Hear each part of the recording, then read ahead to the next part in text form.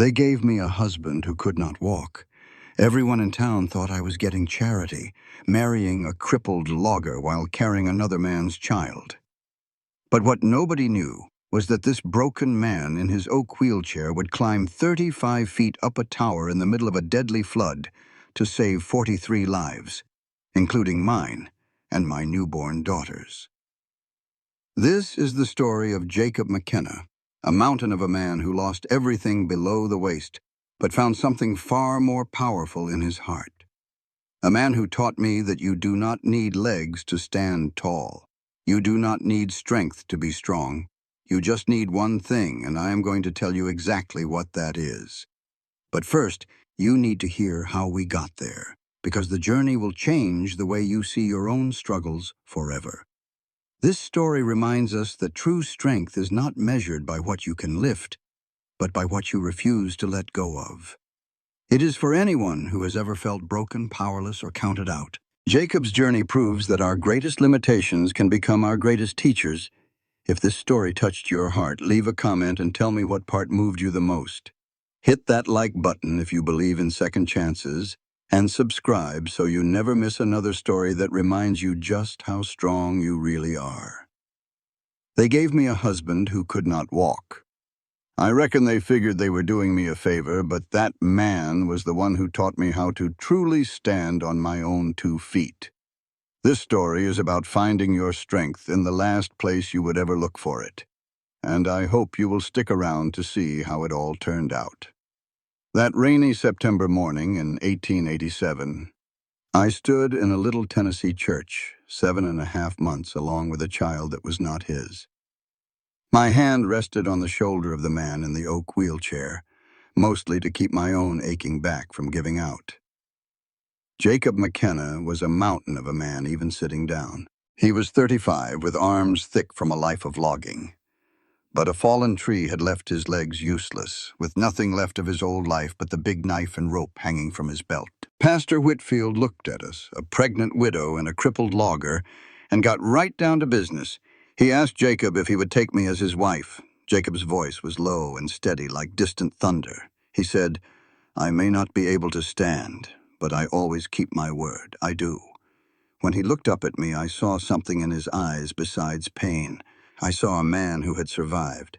The pastor asked me the same, and I said, "I do."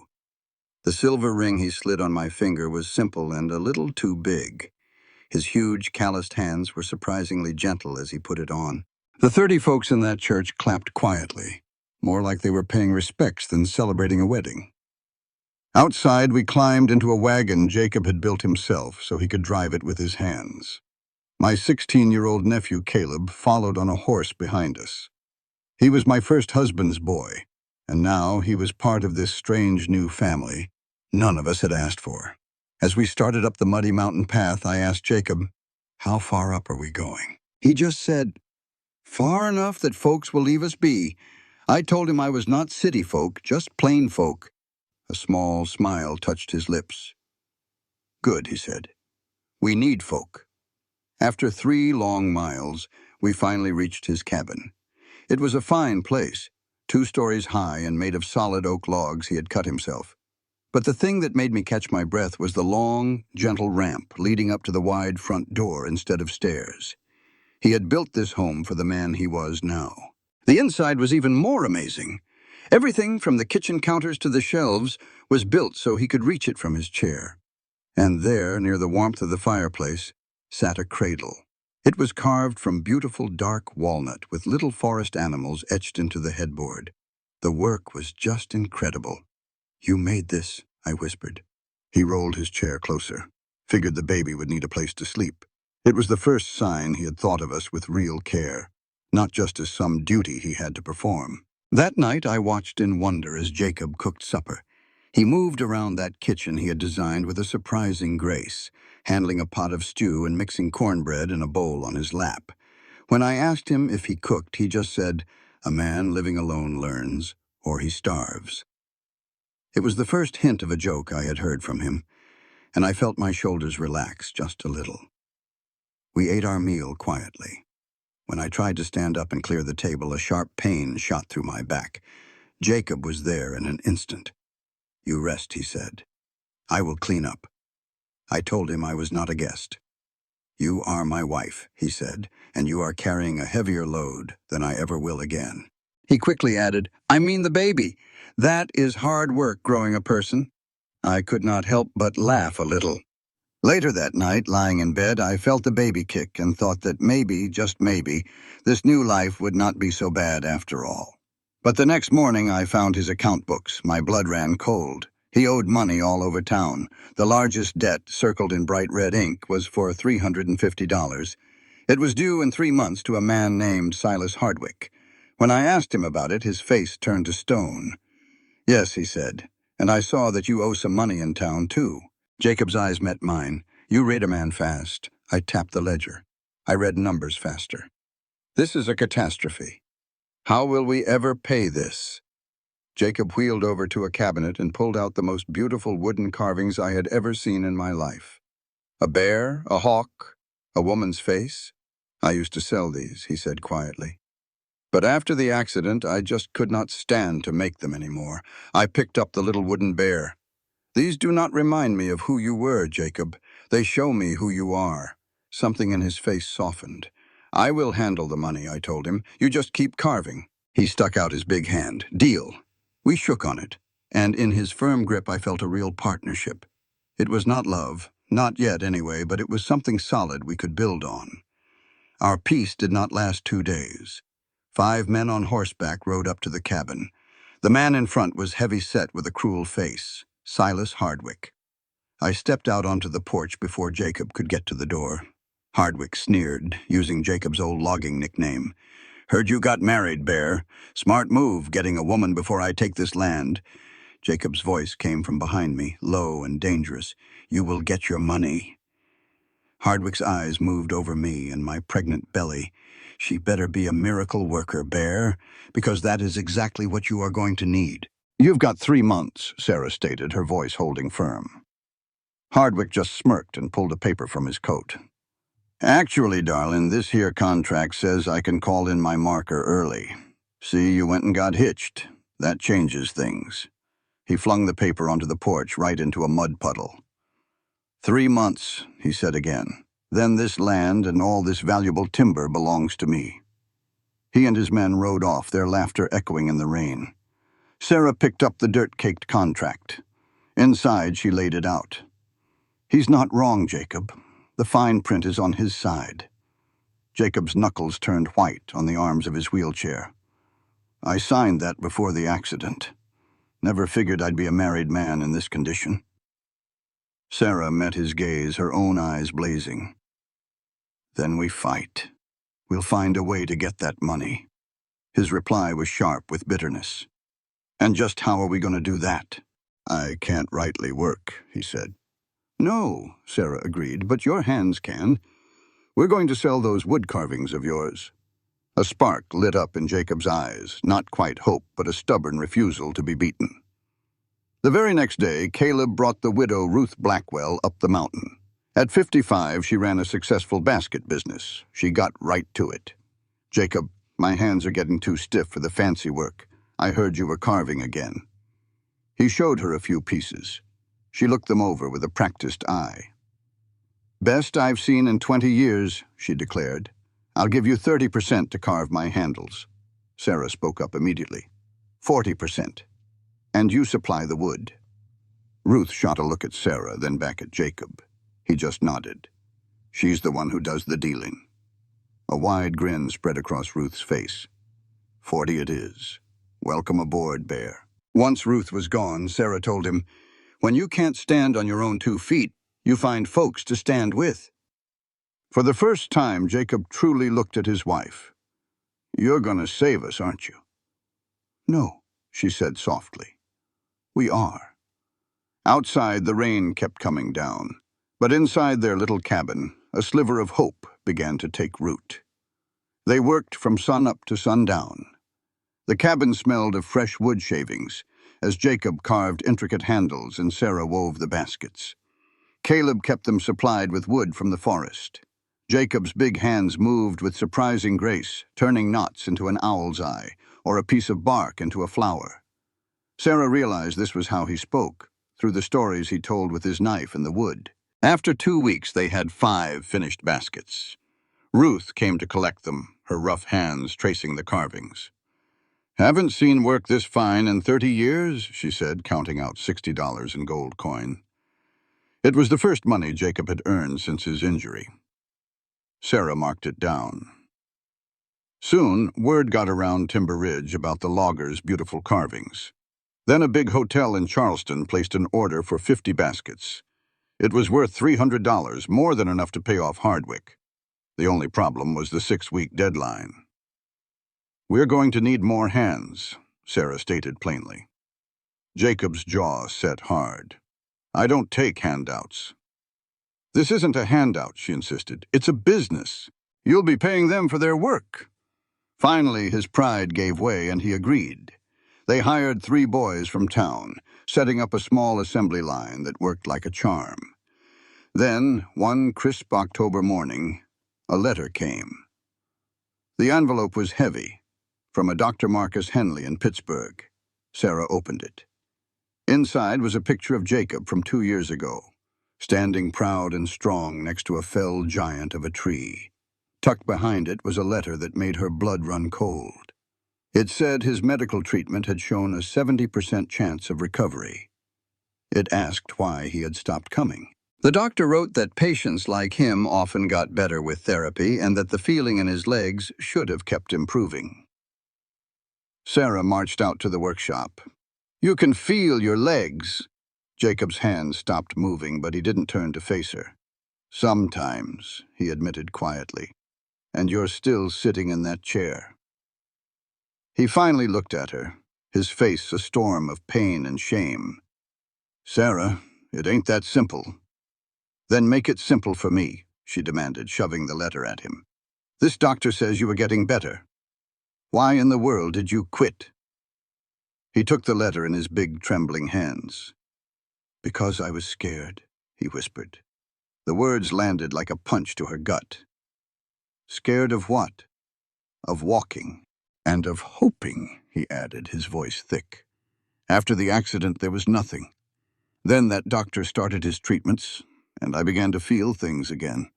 For a couple of weeks, I let myself believe I'd be the old Bear McKenna again." "So, what happened?" she asked. "It stopped," he said. "The progress just stopped cold. I couldn't take it, Sarah. I couldn't stand the thought of hoping with all my heart just to fail again. So I came home. I told everybody it was permanent. I figured it was better to live in a cage I built myself than to fight for a freedom I might never win."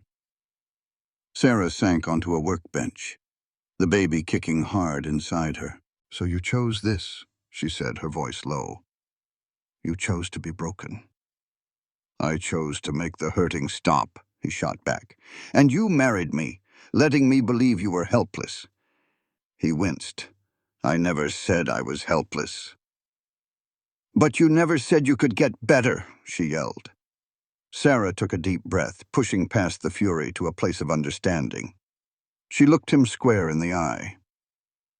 "If there was even a whisper of a chance you could walk, would you take it? For yourself? For our baby?" She touched her stomach. "Would you try?" A long moment passed. "I'm scared," he finally admitted. "Good," she said, her voice firm.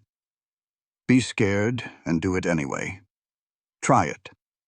Right now. If you can feel them, then prove it to me." Jacob just looked at her for a long moment. Then he slowly pulled the blanket away from his legs. They were skinny now, the muscle gone from not being used, but they looked whole. He grabbed the arms of his wheelchair and lowered his body to the barn floor. Sarah held her breath as he laid himself flat on his back. "It has been months since I tried," he admitted. Sarah's voice was soft. "Try now." He squeezed his eyes shut, his face twisting with the effort. A long moment passed with nothing. Then his right foot jumped just a little bit.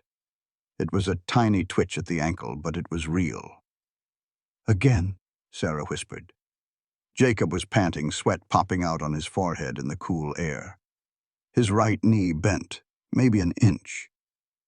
Sarah fell to her knees next to him. "Can you feel it?" she asked. His voice cracked. "I feel everything." His left leg started to shake, the muscles fighting to move but not quite making it. He pushed with all he had, the veins in his neck bulging. His right leg bent more this time, a good 6 inches with his foot flat on the floor. Then both legs moved at once. It was not enough to get him standing, but it was enough. It was proof that something was still working down there. Jacob fell back, and a deep sob tore out of him. Sarah pulled him close, her pregnant belly pressing between them. "You did it," she whispered into his hair. "You moved them." "What if this is it?" he choked out. "What if this is all I get?" "Then that is what we will face," she said. "But you tried." They just stayed there on the floor for a good while, a husband and wife who were still almost strangers, holding on and crying. He cried from fear, and she cried from hope. When they were done, she helped him back into his chair. He looked completely worn out and vulnerable. "Let us keep this between us for now," he said. "Not until I know for sure," Jacob said. Sarah agreed, and he promised to try every single day. That night, a shadow fell across the doorway while Sarah was making supper. Cherokee Joe entered without a sound. The 70-year-old man had a face like old leather and hair as white as a fresh snow. He got right to the point. "The mountain says a storm is coming." Sarah looked up. "A weather storm?" Joe's gaze shifted from her to Jacob. "All kinds." He walked over and put a small leather bag in her hand. "Herbs for the baby. You will need your strength." "Thank you," Sarah said, surprised. Joe then looked at Jacob. "You are trying to walk again." It was not a question. Jacob gave a slow nod. "Good," Joe said. "Remember, the mountain does not care how you get to the top, just that you make it." Sarah had to ask. "How did you know?" Joe's smile showed the gaps in his teeth. "The forest talks," he said.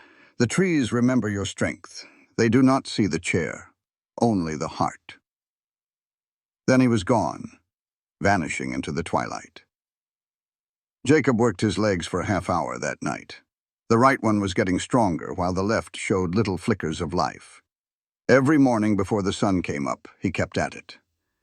Sarah watched him fight for every inch of progress. Meanwhile, orders for his carvings kept coming in, and the money box was getting full. They were going to make it. They would pay off Hardwick and own the land free and clear. But then Silas Hardwick came back, and this time he brought 4 armed men with him. They rode up the mountain late in the day, their horses making a racket on the trail. Jacob and Sarah were outside when the men rode up. "Heard you were making some real money, Bear," Hardwick called down. "Figured I would come get paid early." Jacob's voice was steady. "The contract gives us 2 more months." Hardwick swung his heavy body off his horse. "The contract also says I can call in the debt if things change."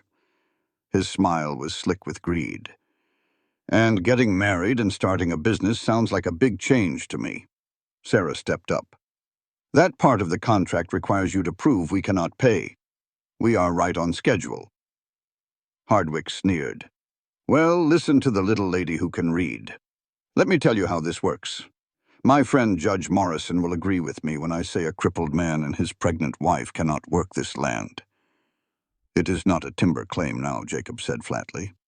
"It is our home." Hardwick's face turned ugly. "Do not you play lawyer with me.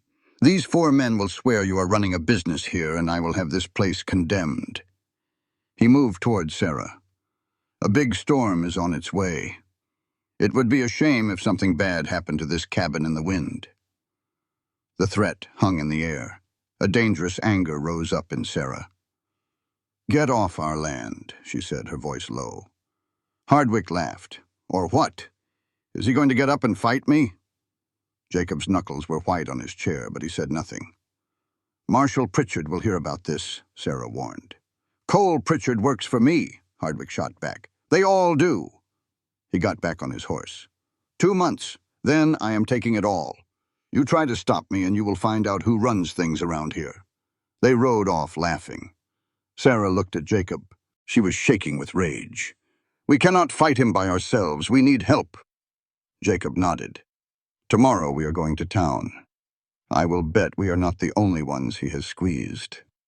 That night, listening to Jacob's painful struggle downstairs, she felt the baby kick inside her. They were in 2 fights at once, and she did not know if they could win either one. But they were not going to give up.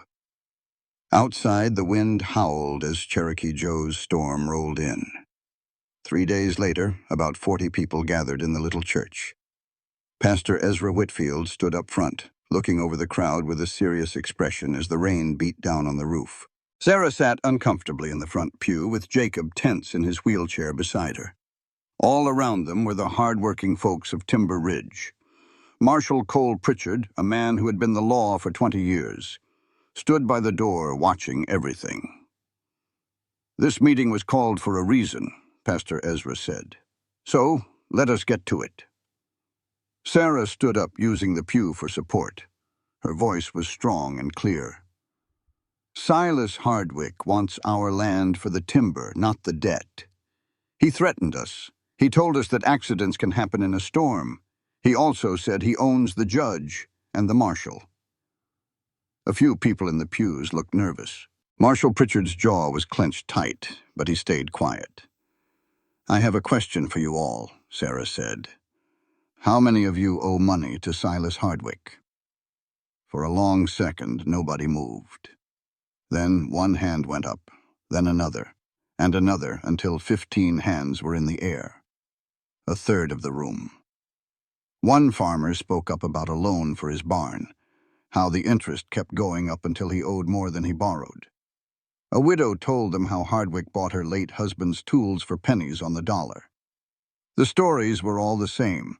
Loans called in early, threats and dirty tricks. It was plain to see that Hardwick had been bleeding the town dry for years. Finally, Marshal Pritchard spoke. I have had my suspicions for a long time, he said. But the man is careful. He never leaves proof. His hired hands did his dirty work and kept their mouths shut tight. Henderson finally broke the silence, asking, So, what are we supposed to do? That judge is in his pocket.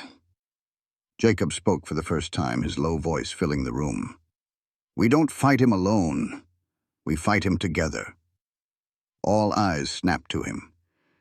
He can pick us off one by one, but he can't fight the whole town. We write down every threat, every crooked line in his contracts, everything we've seen. We build a case so strong even his paid-for judge can't ignore it. From the back, a man called out, And if he does, then we make noise, Jacob said. We send word to the territorial governor in Knoxville. We make a racket so loud that folks with real authority have to listen. Widow Ruth stood tall. I'll give a written statement on his threats. Henderson nodded. I will too. One by one, the room filled with voices, the fear turning into pure grit. We're a forest, not a bunch of saplings. And Hardwick is fixing to learn this forest doesn't burn easy. The meeting broke up with a clear plan.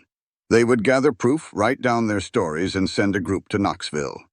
As folks headed out into the downpour, Marshal Pritchard pulled Jacob and Sarah aside. I'll keep an eye on your place, but be warned.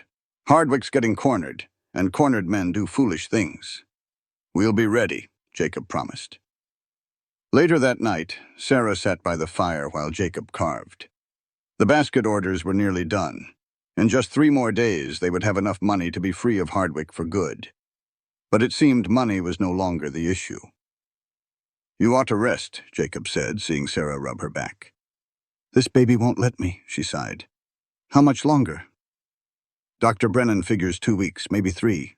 Jacob put his tools down. Sarah, he started, if something happens, if Hardwick shows up before I'm ready. She stopped him right there. You are ready. You've always been ready. That chair doesn't make the man. Their eyes met across the flickering light.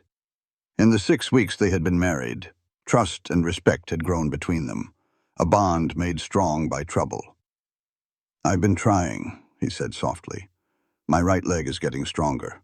I can push myself up and stand on it for nearly a minute. That's a fine thing, Jacob. But it's not enough to face men with guns."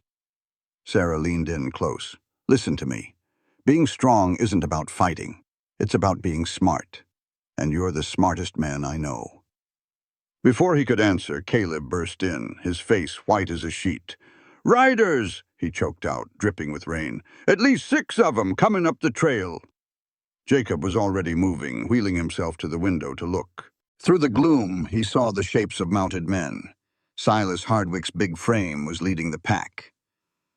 "Caleb, get Sarah up in the loft, now," Jacob commanded. "I am not hiding," Sarah shot back. "You're 8 months along. You're hiding." Jacob's tone left no room to argue. Caleb helped a reluctant Sarah up the ladder. Below, Jacob placed his wheelchair by the door, laying his hunting knife across his lap. It was not for a fight, but to show he was not a man to be trifled with. The riders stopped. Hardwick's voice boomed, full of mockery. "McKenna, come on out, boy!" Jacob opened the door, but stayed inside. The rain was coming down hard now. "You're on my land, Hardwick. State your business or ride on out." Hardwick swung down from his horse. "My business is taking back what's mine. You've broken our contract. I'm claiming this property effective right now. We are current on every payment." "Your contract was for a home, not a business," Hardwick sneered. "That's a violation." Jacob's grip tightened on his wheels. "That clause requires proof my business income is 50% over the property's use as a home. We are not there." "Don't you try to lawyer me," Hardwick said, pulling a folded paper from his coat. "I have an order right here from Judge Morrison. Come morning, this land transfers to my name." "Let me see it." Jacob reached for the paper, but Hardwick snatched it back. "You'll see it when the sheriff serves it proper. I'm just here tonight to offer you a deal." "What kind of deal?" "Sign the deed over to me tonight, nice and peaceful. I'll wipe the debt clean and give you $1,000 to start over somewhere else. For you, your wife, and the boy." $1,000 was a small fortune. It was a tempting offer to avoid the storm that was coming. But it meant giving up his home, his workshop, everything he had rebuilt from nothing. "No deal," Jacob said, his voice flat.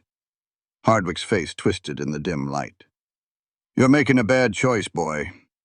There's a big storm rolling in. Folks get hurt in floods. Accidents happen. Is that a threat?" "It's a friendly warning." Hardwick climbed back onto his horse. "You've got till sunrise. After that, this gets a whole lot harder." The riders vanished into the rainy dark. Sarah carefully climbed down from the loft. "He's coming back." "I know." "So what do we do?" Jacob wheeled over to his rifle cabinet. "We get ready, and we get word to the marshal." Caleb was already heading for the door. "I'll ride to town. I can be back in 2 hours." "Be safe, Caleb," Jacob called after him. "And son, ride hard. We don't have much time." After he left, Jacob and Sarah secured the cabin. It was a solid place, built for harsh winters with strong doors and windows that could be barred shut. But he knew they could not hold out forever if Hardwick's men decided to wait.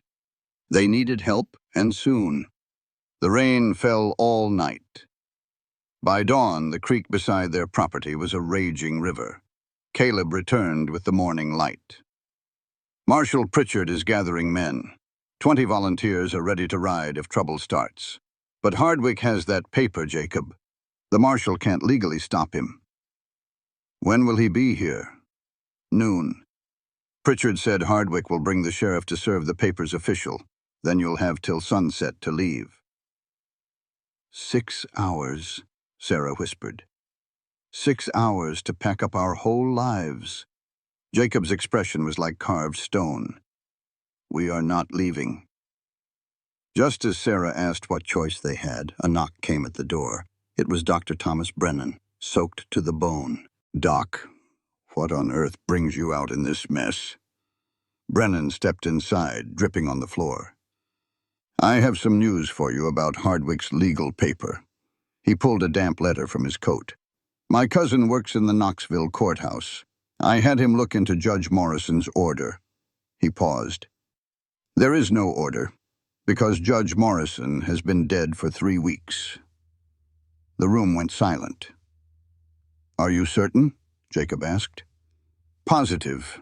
My cousin sent a copy of the death certificate. The judge passed on October 15th.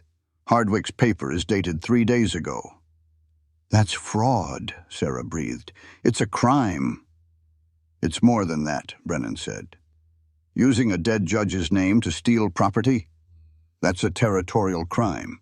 The federal marshals will handle this. Jacob looked at Sarah. We have to get this to Marshal Pritchard.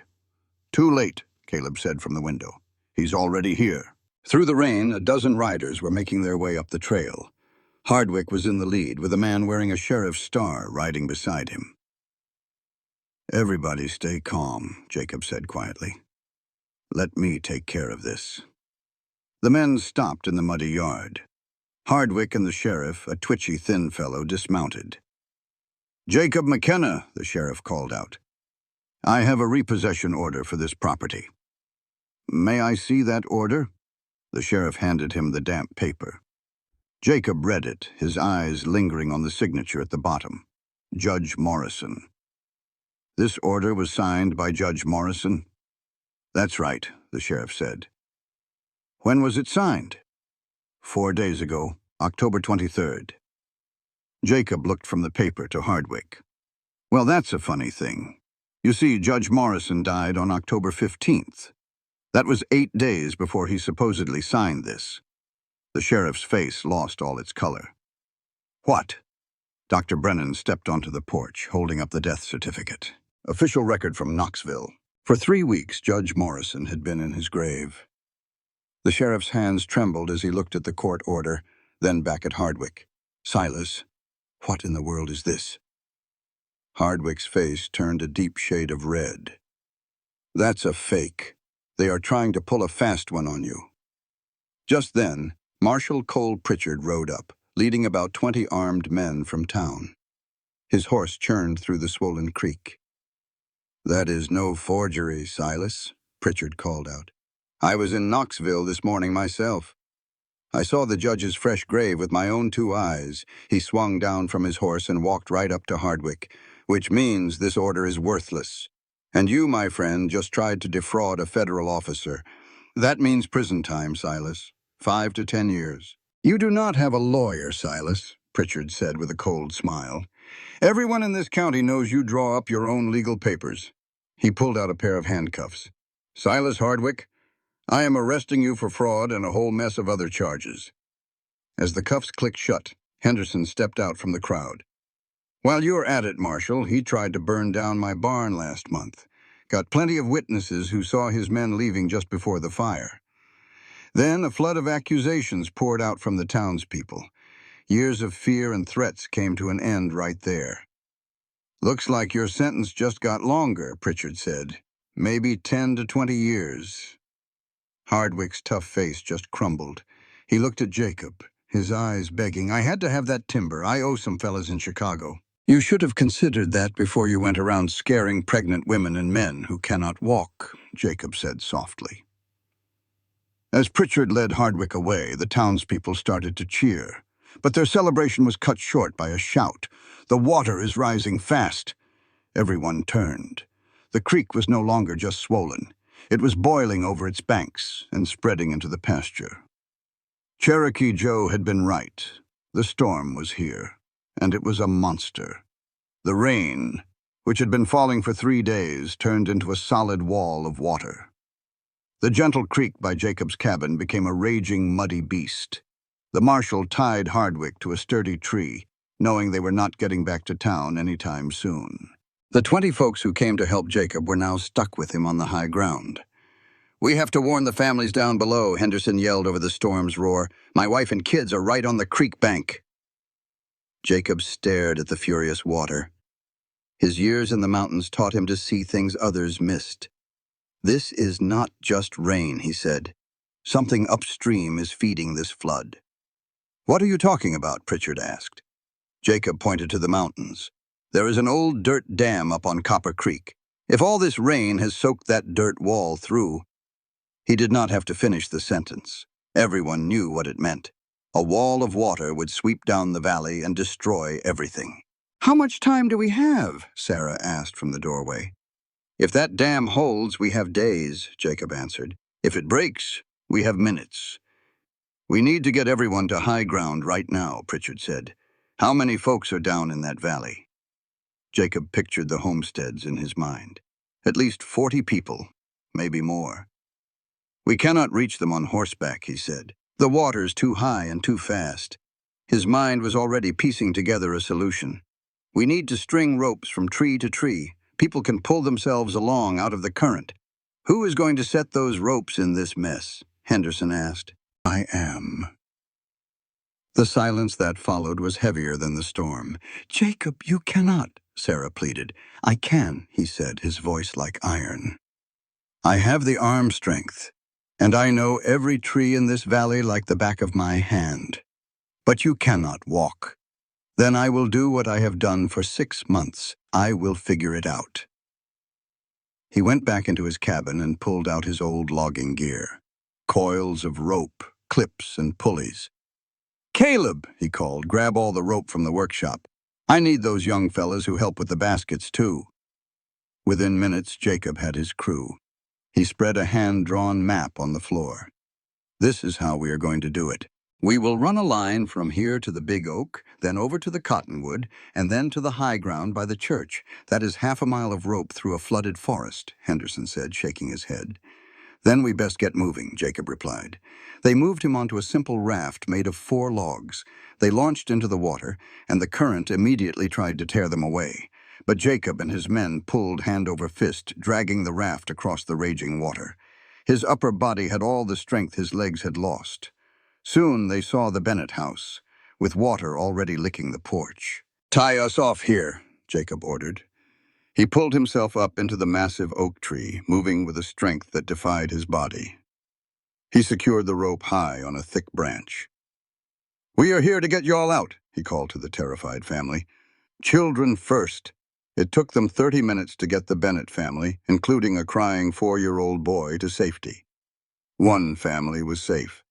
9 more were still out there.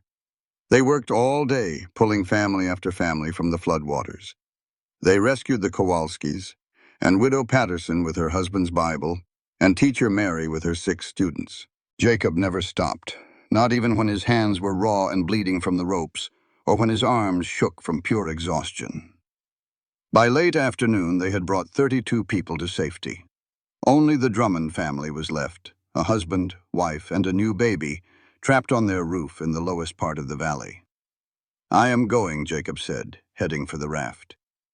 Sarah grabbed his arm. "Jacob, you have been out there for 6 hours. Let somebody else go." "No one else knows that part of the creek," he said. "I have logged it. I know where every rock is hidden." "Then I am going with you," she said. Jacob stared at her. "You are 8 months pregnant." "And I can paddle," she replied. "And those people have a baby." Those folks were more spooked than a long-tailed cat in a room full of rocking chairs, and they needed to see a woman's face, someone who knew their fear. There was no arguing that. Jacob gave a slow nod. Caleb would handle the back of the raft. "Sarah, you stay in the middle and hold the guide rope steady." Getting to the Drummond place was a downright nightmare. The river had swelled another foot, and the current was just plain mean. The raft nearly flipped twice, and a hidden log cracked a support beam. But Jacob knew this land like the back of his hand. He guided them left around a rock shelf and right into the calm water behind a fallen tree, straight through rapids where the current ran true. They found the Drummond family on their roof, just as they had heard, with the water rising fast. Another 2 feet, and they would have been gone. Getting a scared woman and a crying baby from a slick roof to a bobbing raft was delicate work. Sarah was the one who made it happen. She climbed onto that slippery roof, her pregnant belly making her a mite unsteady, but her voice was as calm as a summer morning. "I have got you. Just hand me the baby. I will not let go, I promise you that." In that moment, the trust was complete. Mrs. Drummond gave her child to a stranger in the middle of a torrent. And Sarah, 8 months along and barely balanced, held that baby like it was her own. They got back to the main rope line as the sun started to give up. 40 people were now safe on the high ground near Jacob's cabin, every family in the valley accounted for. Henderson, looking plum-tuckered out, said, "That is everyone."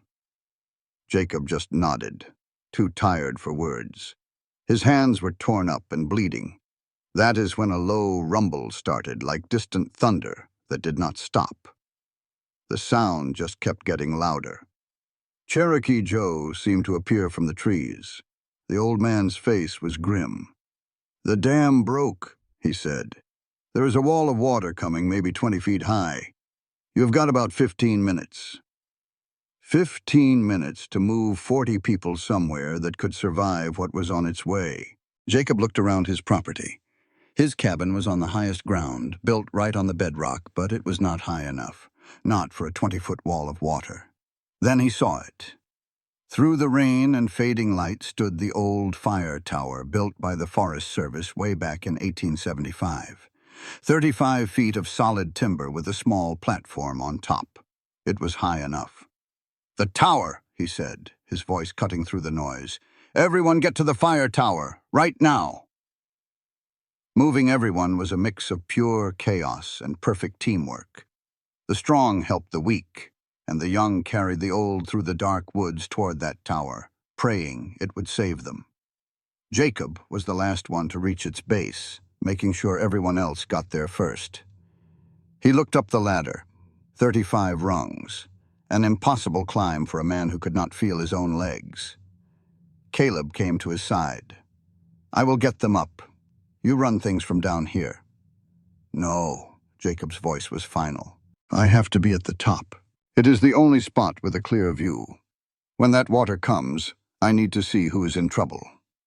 "Uncle Jacob, you cannot make that climb. Just watch me." The folks gathered at the bottom went quiet as Jacob moved from his wheelchair to the first rung. He looked up at the long climb ahead and thought about the fallen tree that put him in the chair, the choice to give up, and the marriage to Sarah that taught him how to fight again. He pulled himself up one rung, then another, his arms doing all the work while his legs just hung there like dead weight. Third rung, then the fourth. Below him, 40 people watched without a sound. Then on the 6th rung, his right leg twitched. It was just a tiny push, but it took a little weight off his arms. He was 10 feet up now, high enough for a fall to hurt him bad. His arms felt like they were on fire. On the 12th rung, he was halfway there with 18 more to go. Sweat and rain ran down his face. His right leg was helping more now, pushing with maybe a third of its old power. The climb became a steady rhythm. Pull, push, breathe. He could hear Pastor Ezra's voice leading a prayer. "Lord, give him strength." Then his right hand slipped. For a heart-stopping second, he dangled by just his left arm. A gasp went through the crowd, but his grip held firm. He found the rung and kept going. 20 feet up now, only 15 more to go. He could see the weathered boards of the platform. His body screamed at him to stop. But now both legs were helping, just enough to push and share the load. With 10 feet left, his world shrank to just the next rung and the next. Then his left leg seized up, pain shooting through it like lightning. He bit down a scream and kept moving. 30 rungs, just 5 more impossible feet. He could almost touch the platform, but 3 rungs were left. On the 33rd rung, his arms just gave out. They stopped working. He hung there, 3 feet from safety, his grip starting to fail. Then he heard Sarah's voice, clear as a bell. "Jacob McKenna, you climb those last 2 rungs. Our child needs to meet her father standing up." Her words found a strength in him that should not have been there. His hands gripped tight. His right leg pushed with impossible force. 34th rung, 1 more. 35th. Jacob dragged himself onto the platform and collapsed. He was up. From the ground, 40 voices broke out in cheers and sobs. Jacob lay there, feeling the rain on his face before the roar of the water grew even louder. He forced himself to sit up and look out over the valley. What he saw stole his breath. A wall of brown water 20 feet high was tearing through the valley, snapping trees and turning buildings to paper. Everything in its path was just gone. As it came, Jacob called down to the people below, checking on each family. He made sure every last person was safe on high ground or in the tower with him. The water hit with the force of a battering ram. The flood came on like a runaway train, shaking the old fire tower right down to its roots. It threw trees and pieces of people's homes past them like they were nothing. But the tower stood firm, and the people held on. Hours later, when the water finally fell back, every last soul was alive. Jacob made his way down the ladder in the dark, his legs just dead weight again. Any strength he had found was gone, but it didn't matter. Sarah was waiting at the bottom, her face wet with tears, and her hand on her belly. "You did it," she whispered. "You saved them." "We all did," Jacob said. Just then, Sarah gasped and grabbed his hand, pressing it against her stomach. "It's the baby, Jacob. The baby is coming now." "Well, of course," Jacob said, and a real smile spread across his face. "Of course our child would pick right now to be born." Dr. Brennan hurried through the crowd. "How far apart are the pains, Sarah?" "About 5 minutes," she answered. All around them, the folks of Timber Ridge made a circle with their bodies.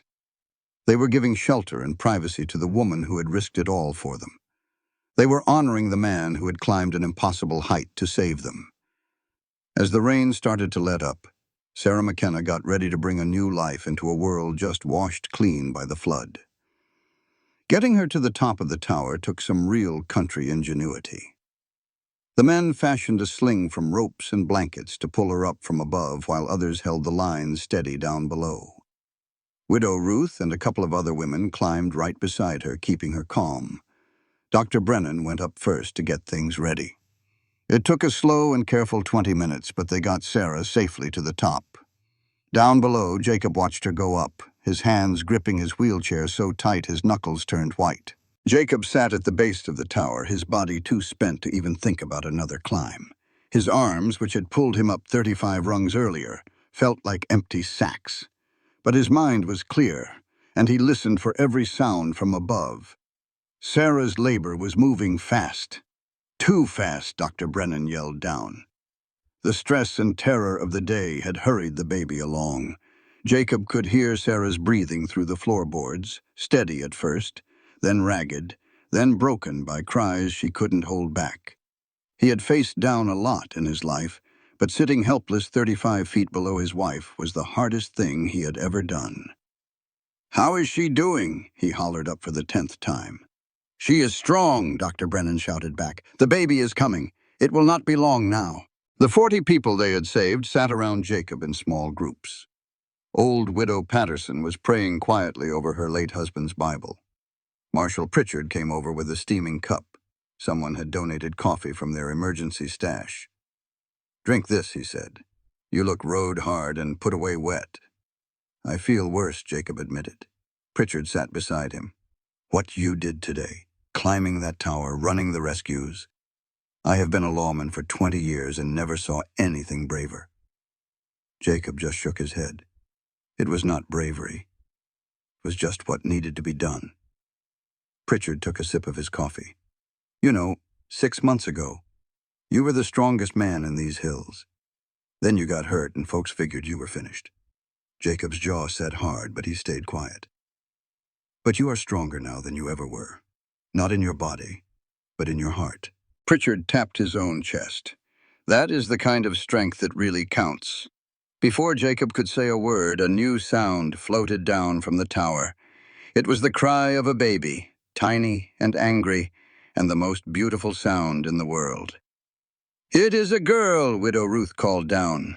"A healthy one with good lungs on her."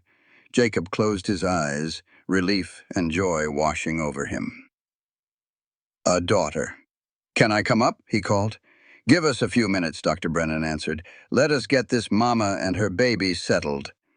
Those minutes felt like a lifetime. Finally, Widow Ruth looked over the edge. "Come on up, Jacob McKenna. Your wife is asking for you." That second climb was harder than the first. Jacob's arms were completely shot, but this time hands were there to help him. Young men from the town climbed with him, taking his weight when his own strength failed. It took him 15 minutes to go 35 feet, but he made it. At the top, Sarah lay wrapped in blankets, exhausted but with shining eyes. She held a tiny bundle to her chest. "Jacob," she whispered, "come meet your daughter." He pulled himself over to her side, and she gently placed the baby into his huge, scarred hands. The child was so small, her face all red and wrinkled. One little fist waved in the air. "She is perfect," Jacob said, his voice thick with emotion. "We are naming her Hope," Sarah said. "Hope Elizabeth McKenna. Because she showed up when all seemed lost, to remind us what we are fighting for." Jacob looked from his new daughter to his wife. This was his family, built from hardship and choices they never would have made if life had been easier. "Hope Elizabeth McKenna," he said again. He touched the baby's hand, and her tiny fingers wrapped right around his own. That simple act of trust broke something loose inside his chest. A man who could not walk would teach his daughter to stand tall. At sunrise, the rain finally stopped and the floodwaters pulled back, showing just how bad the damage was. Jacob was helped back down to his wheelchair. He rolled to the edge of the clearing, and what he saw took his breath away. The valley was gone, not just damaged. It was wiped clean. Every single building below the high ground had been washed away, leaving nothing but mud. But his cabin, the one he built high on solid rock, was still standing. The water had licked the porch, but never got inside. The workshop was fine. He had built something to last. Henderson walked up, his face grim. "My place is gone. My family is alive because of you. We can build a new house. We cannot build new children." One after another, folks came to see the damage. Every home in the valley was gone. Years of hard work had been erased in one night, but not a single person had died. Not one family was broken. And slowly, rising out of all that grief, was a feeling of pure grit. The people of Timber Ridge were tough. They knew how to survive and how to rebuild, and they knew they would do it all together.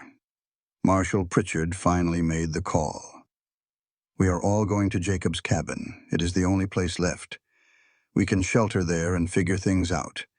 It took all day for the 40 survivors to make their way up the mountain trail, a weary community helping each other every step of the way. Jacob's cabin, built for just a few, was suddenly home to dozens. People slept on floors and in the workshop. Sarah and baby Hope were given the bedroom. Food was shared from what little everyone had saved, a testament to their unbroken spirit.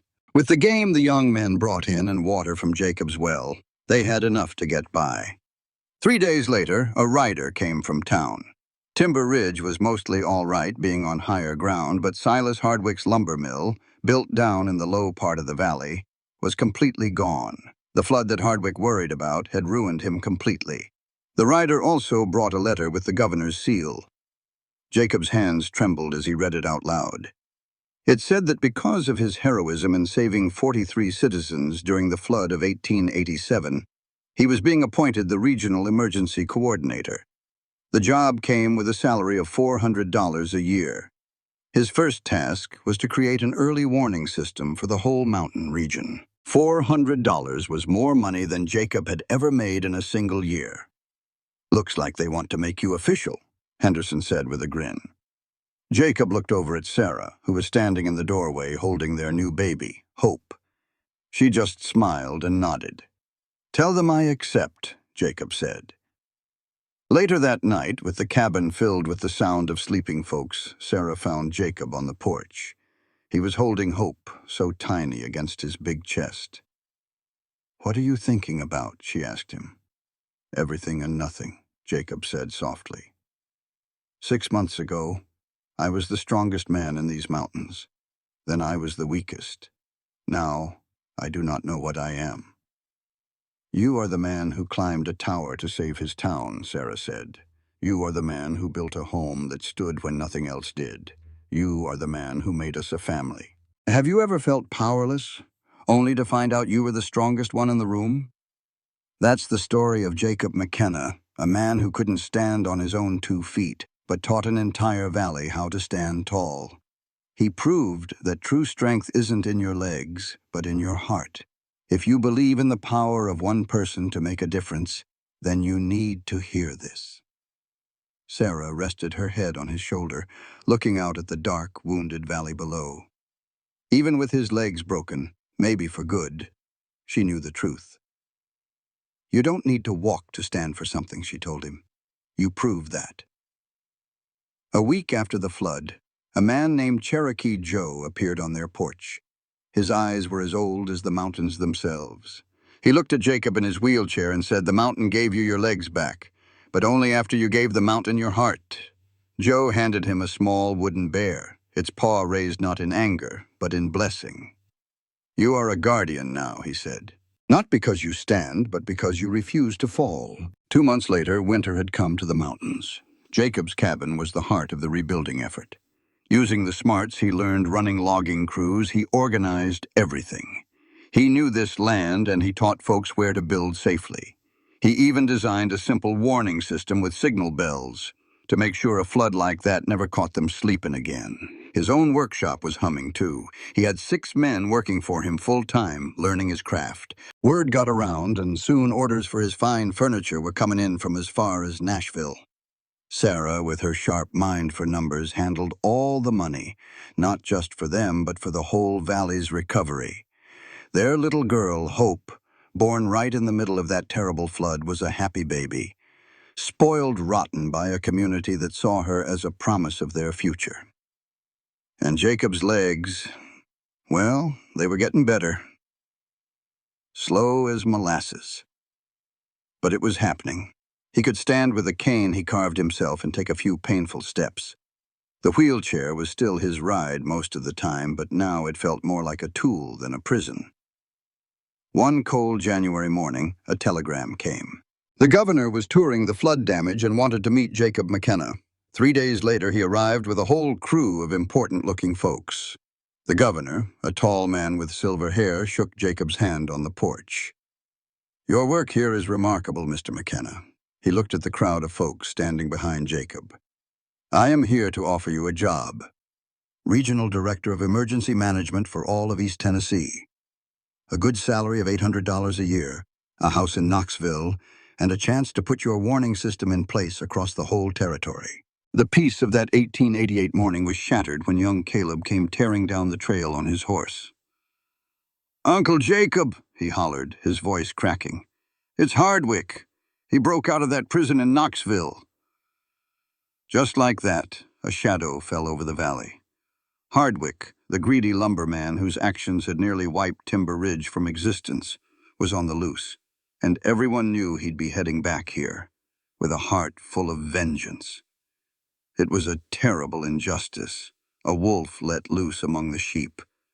Folks looked to Jacob, the man who couldn't stand without a cane, but who was the strongest pillar in their community. He was their underdog hero.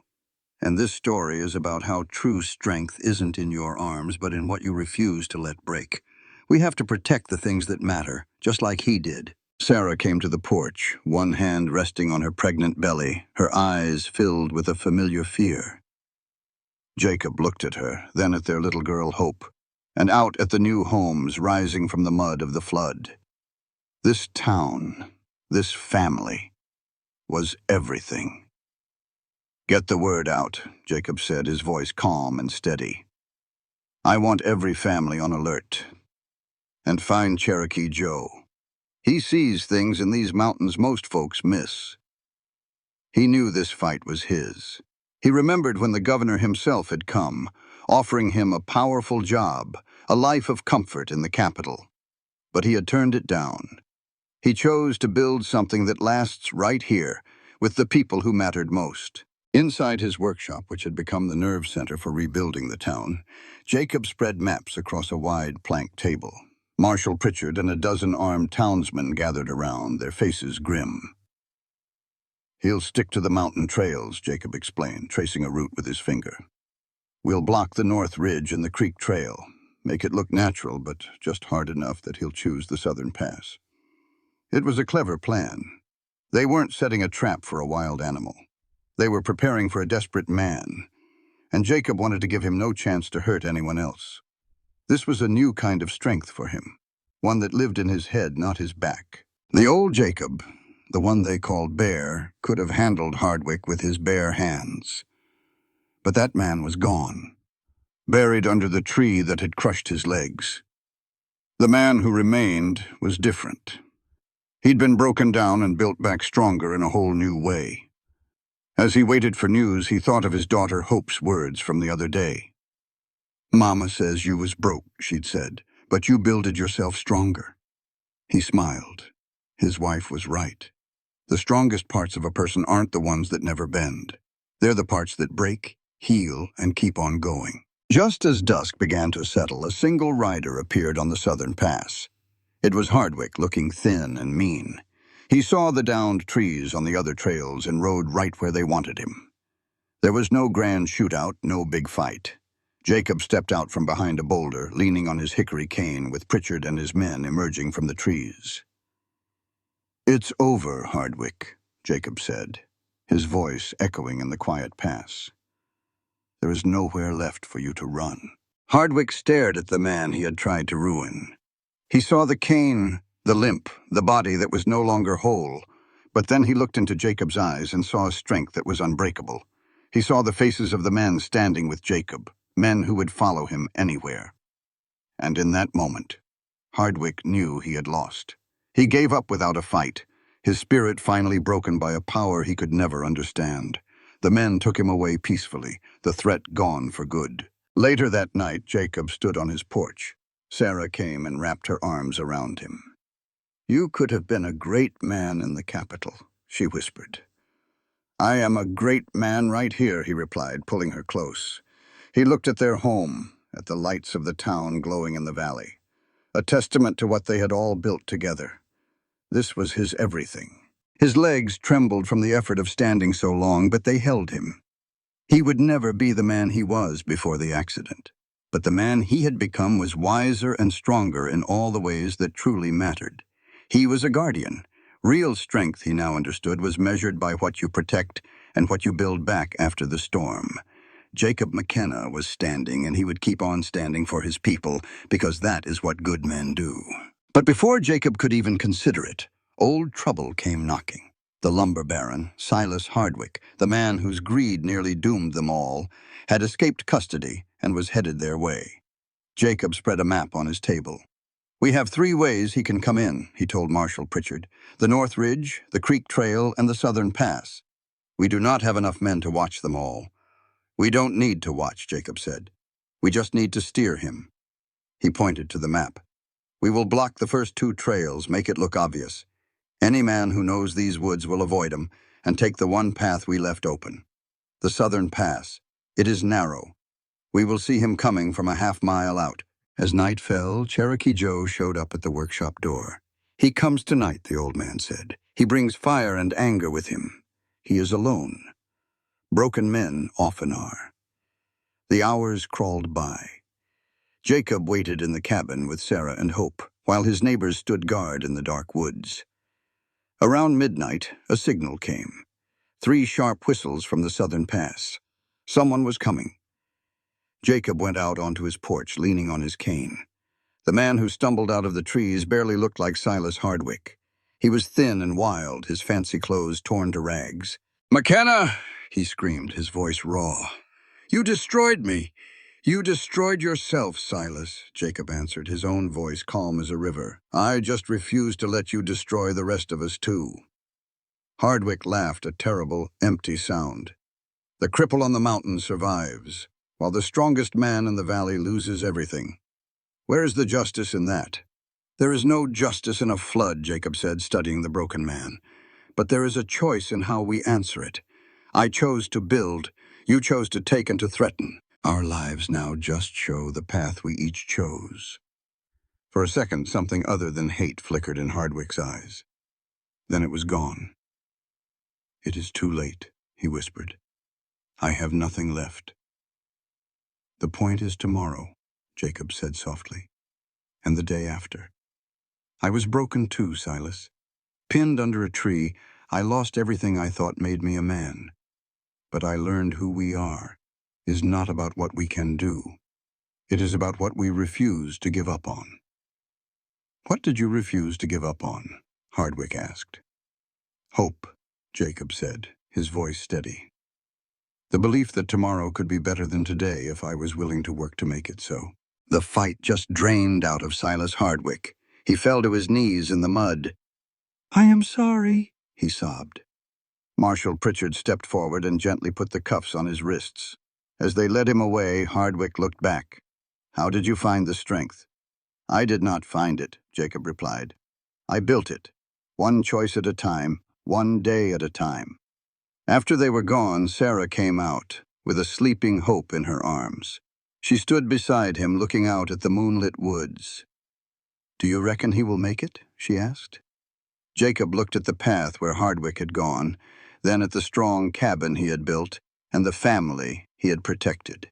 He knew the answer was the same for Hardwick, as it was for all of them. It all came down to the choices you make when you wake up in the morning. Word from Knoxville came the very next morning. The court had seen everything the folks from Timber Ridge pulled together, and Hardwick was facing a whole mess of charges from fraud to arson. The evidence was piled a mile high. After 6 long months, justice was finally coming. Better yet, the court threw out every single debt owed to Hardwick's company. 15 families were suddenly out from under loans that were fixing to break them.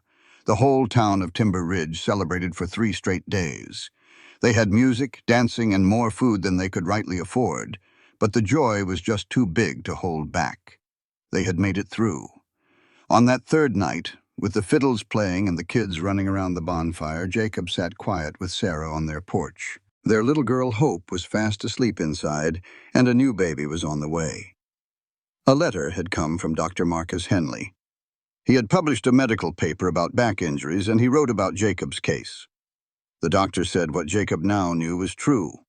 Healing the body was one thing, but healing the spirit was the real work. He wanted Jacob to come speak at a conference way up in Pittsburgh. You think you'll go? Sarah asked, taking his hand in the dark. Jacob squeezed her fingers. Maybe one day if it'll help someone, but not till this baby comes. And not till the spring planting is done, and definitely not till the new church is finished. Sarah smiled. You're just finding reasons to stay put because this is where you belong. He grinned back. That, too. They listened to the happy sounds drifting up from the town they had fought for, thinking about the life they had built from scratch. I never did thank you, Jacob said softly. For what? For seeing me when I couldn't even see myself. For believing I was more than just a broken man. You taught me that real strength ain't about standing on your own, but knowing who to lean on. Sarah rested her head on his shoulder. We propped each other up. I was a wreck when we met. You gave me a home and a purpose. We built each other back from the ground up. He remembered what Cherokee Joe had told him. The mountain gave you your legs back, but you gave the mountain your heart first. Now he finally understood. His legs only started to heal when he stopped thinking about them and started thinking about his neighbors. When he gave himself to something bigger than his own pain, he found himself again. 2 weeks later, their new daughter was born. They named her Grace. Jacob held her in the workshop, his rough hands gentle. Hope toddled over and pointed. Baby, she said. That's right, Jacob whispered. Your baby's sister. You have to help her. Hope nodded seriously. I teach her to walk like you teach me. Jacob felt a lump in his throat.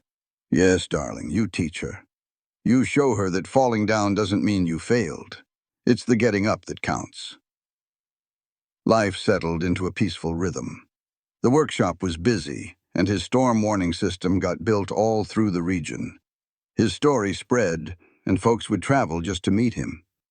He told them the honest truth about his struggle, about the dark days and the slow journey back.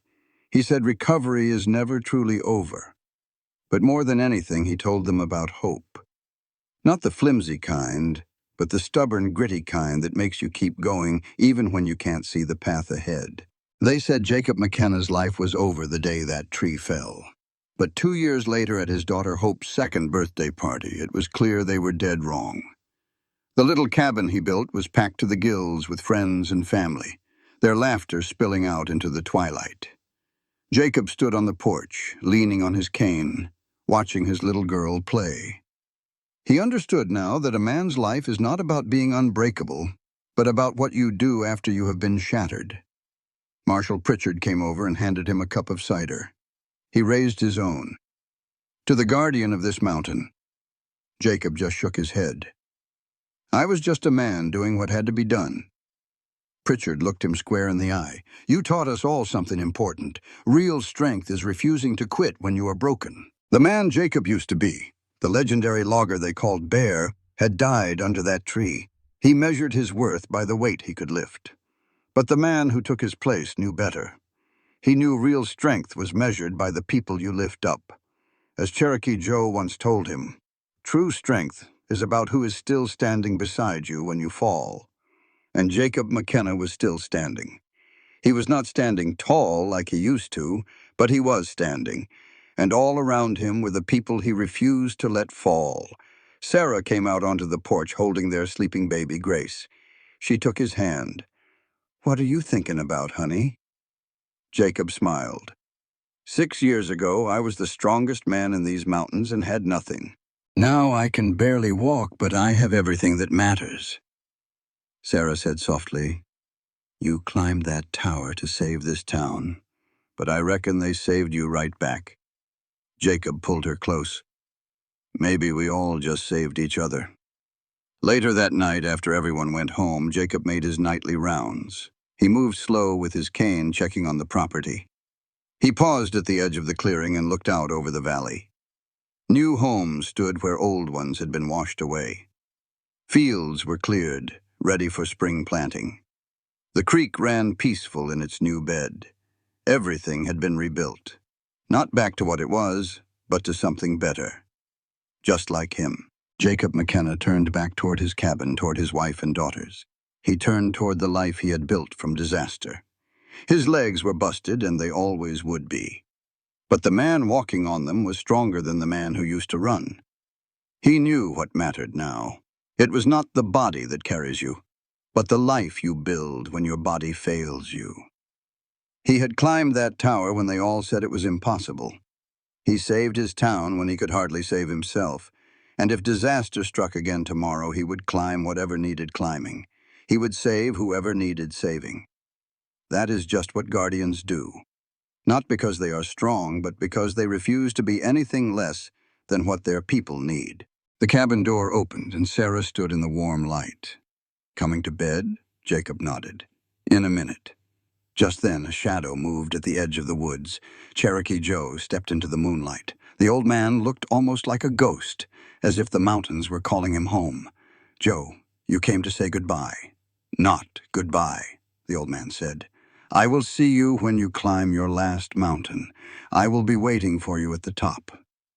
Cherokee Joe touched the small bear carving on Jacob's belt. You are a guardian. You always were. Then he turned and walked back into the forest, simply returning to where he belonged. Jacob watched him go and whispered a thank you to the trees.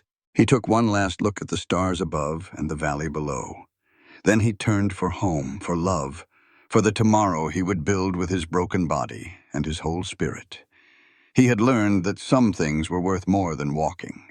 In a wheelchair, in a desperate marriage, in a flooded town, he had found everything. By becoming less than he was, Jacob McKenna had become more than he ever dreamed. And as he climbed the steps to his porch, he knew that was the only legacy that mattered. The legacy of refusing to fall, even when you cannot stand. This content was carefully researched, developed, and manually edited by our team to deliver meaningful stories with valuable life lessons. Every narrative is crafted to entertain, inspire, and empower our audience. We believe that great stories can change lives, and we are committed to bringing you content that matters. Thank you for being part of our community.